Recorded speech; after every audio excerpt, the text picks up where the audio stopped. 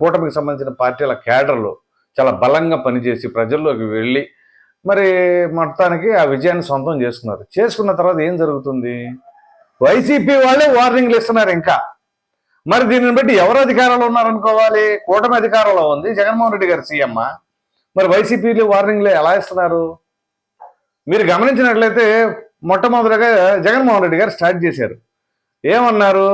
IPS అధికారులను ఉద్దేశించి సప్త సముద్రాల అవతల ఉన్నా సరే నేను ఎవరిని వదలను అని.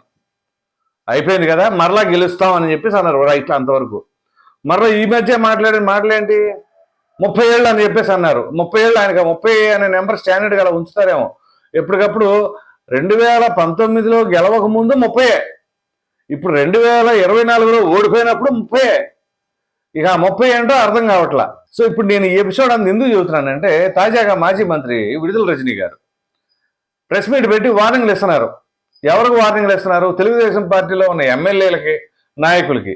పైగా ఏదో సాదాసీదా ఎమ్మెల్యేలు అయితే అనుకోవచ్చు, ఆవిడికి రాజకీయ పరంగా మరి ఆరంగేటం చేపించిన నాయకులు పత్తిపాటి పుల్లారావు గారికి ఆయనకే వార్నింగ్లు ఇస్తున్నారు.